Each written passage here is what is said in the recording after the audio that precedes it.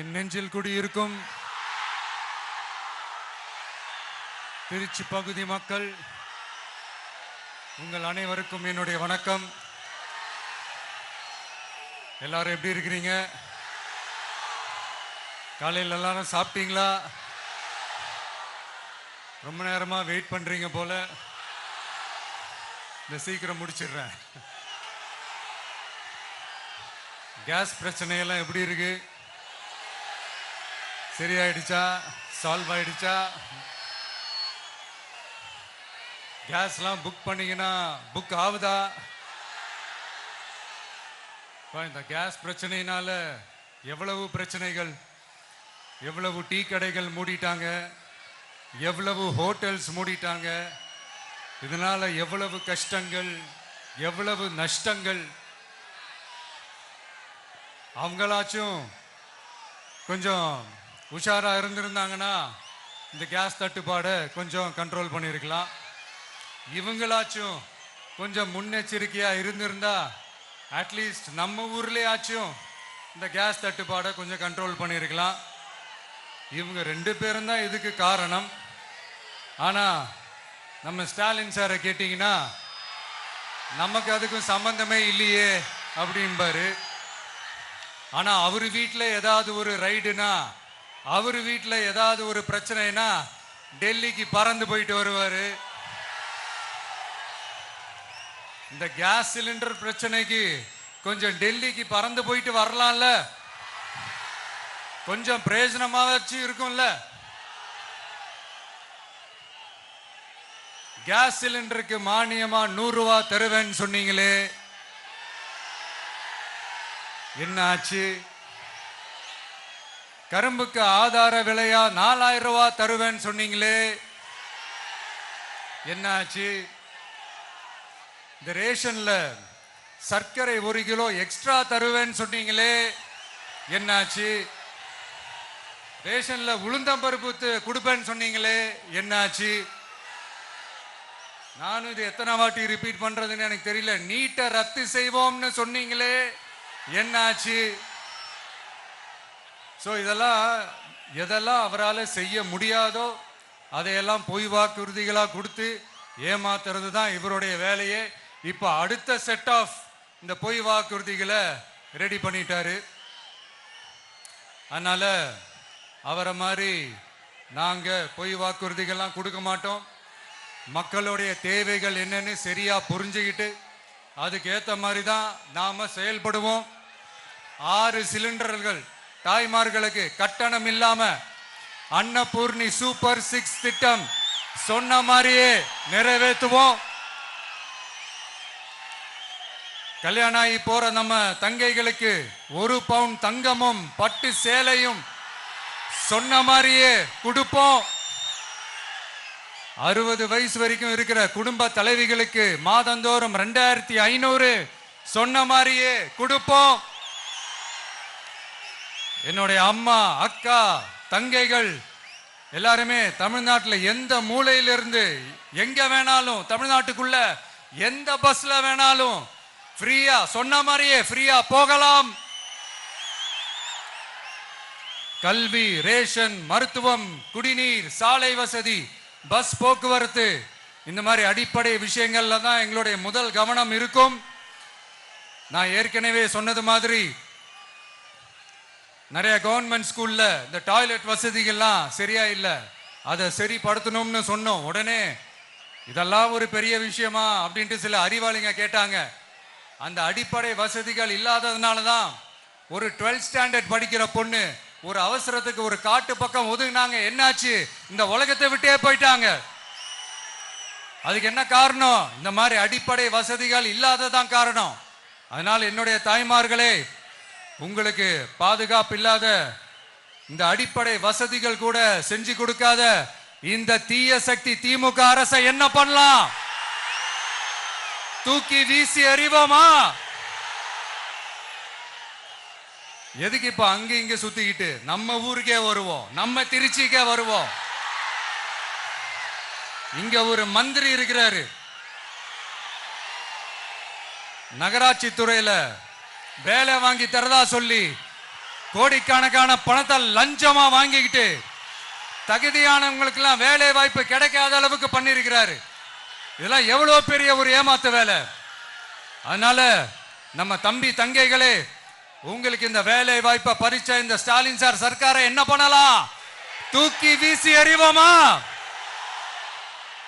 உங்களுக்கு இந்த பாதுகாப்பு இல்லாத, சட்டம் ஒழுங்கு சரியில்லாத இந்த தீய சக்தி திமுக அரசை என்ன பண்ணலாம்? தூக்கி வீசி எறிவோமா? நகராட்சி துறையில மட்டுமே 1000 கோடிக்கு மேல ஊழல்னா அப்ப மத்த துறையில எல்லாம் கொஞ்சம் கணக்கு போட்டு பாருங்க, தலையெல்லாம் சுத்தி போயிடும். நான் கொஞ்ச நாளைக்கு முன்னாடி சொல்லியிருந்தேன், இந்த ஸ்டாலின் சார் டாக்ஸ் அப்படின்ட்டு, இந்த ஜிஎஸ்டி மாதிரி எஸ்எஸ்டி, அதை பத்தி அவங்க வாயை திறக்கலைங்க. என்னமோ அவங்களே ஒத்துக்கிட்ட மாதிரி இருக்குது. ஆமா, இப்படி ஒரு டாக்ஸ் இருக்குது அப்படின்னு அவங்களே ஒத்துக்கிட்ட மாதிரி ஆயிடுச்சு.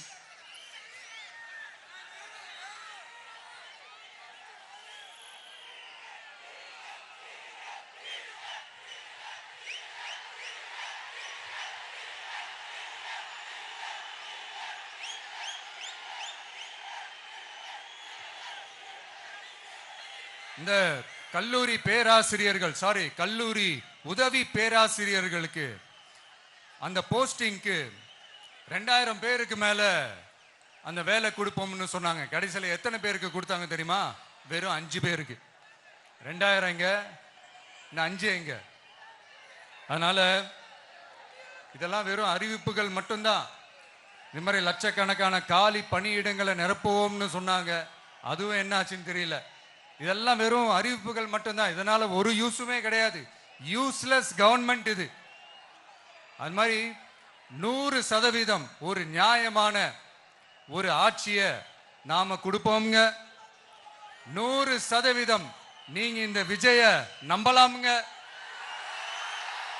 நீங்க நம்புறீங்கன்னு எனக்கு தெரியும்.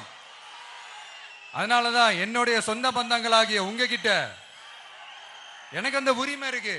எனக்கு ஒரு வாய்ப்பு கொடுங்க, எனக்கு ஒரு சான்ஸ் கொடுங்கன்னு உங்ககிட்ட கேட்காம வேற யாருக்கிட்ட நான் கேட்பேன்? அதனால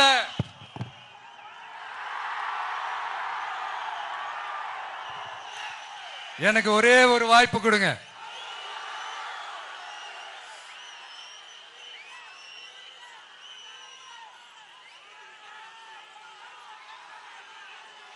இருந்தாலும் ரொம்ப முக்கியமா ஒன்ன நீங்க ஆழமா மனசுல வச்சுக்கணும்.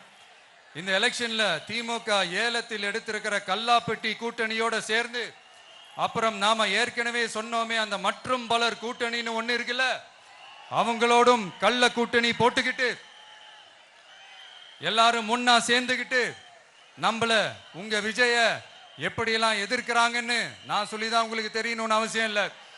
இந்த கரூர் நிகழ்ச்சி சூழ்ச்சின்னு பலர் சொல்றது மாதிரி நம்ம கடைசி படமான ஜனநாயகன்,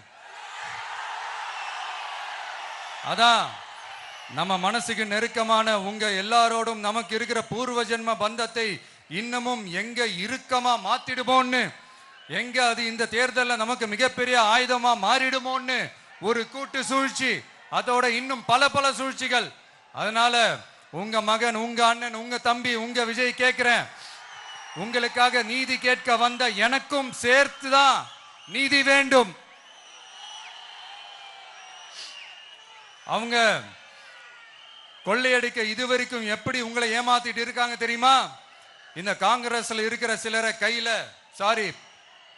பணப்பையில போட்டுக்கிட்டு சிறுபான்மை மக்களை ஏமாத்த ஒரு நேரடி பாதி கதர் கூட்டணி, அப்புறம் இந்த மற்றும் பலர் கூட்டணின்னு ஒண்ணு இருக்குல்ல, அதோட டெல்லி ஓனரோட ஒரு கொள்ளைப்புற கள்ள கூட்டணி, அதாவது பாதி காவி கூட்டணி.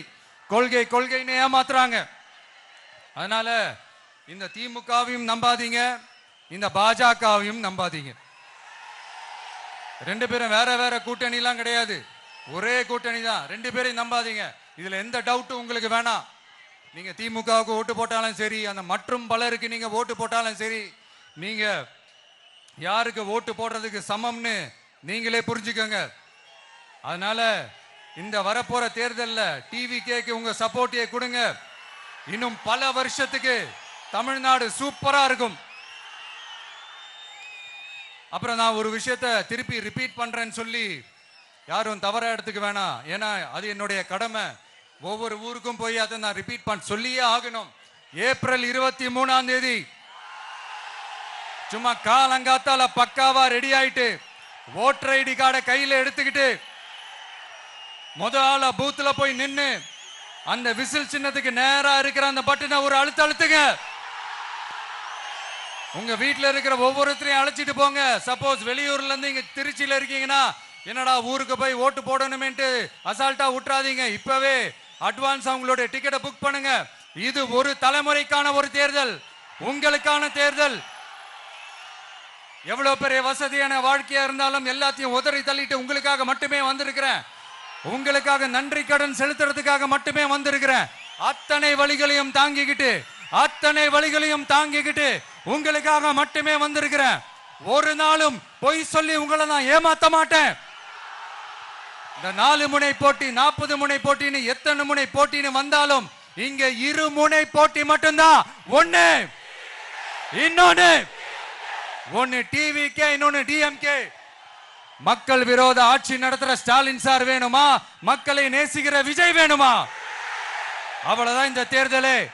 அதனால உங்க விஜய்க்கு, உங்க அண்ணனுக்கு, உங்க தம்பிக்கு, உங்க பிள்ளைக்கு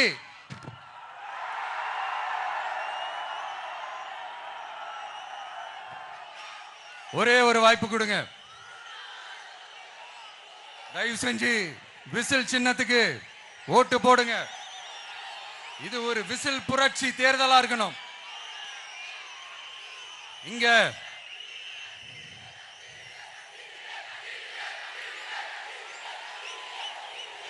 தேங்க்யூ. இங்க திருச்சி இந்த எல்லா தொகுதியிலும் நம்மளுடைய நண்பர்களை, நம்மளுடைய தோழர்களை வேட்பாளர்களா அன்னைக்கு அறிவிச்சேன். நான் நிப்பாட்டி இருக்கேன். அவங்க வேற, நான் வேறன்னு தயவு செஞ்சு பிரிச்சு பாத்துறாதீங்க. அவங்க எல்லாரையும் வெற்றி பெற செய்யணும்னு உங்க எல்லாரையும் தாழ்மையுடன் நான் கேட்டுக்கிறேன். நான் தன்னந்தனியாளு, நீ ஏளனமா பாரு. கொஞ்சம் நவுந்தனா இங்க 8 கோடி பேரு. மிரல போது ஸ்டேட்டு எங்க விசில் சத்தம் கேட்டு. நல்லவங்க வாழ நீ விசில் கடி ஓட்ட. கடைசி நம்பிக்கை மக்களை தேடி வருது. அதை இறுக்கி புடிச்சு ஒரு வரலாறு எழுது. உங்க விஜய் நான் வர. விசில் அடிக்க ரெடியா?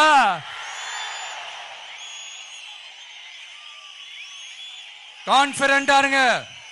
நல்லதே நடக்கும். வெற்றி நிச்சயம். மீண்டும் சந்திக்கும் வரை நன்றி, வணக்கம்.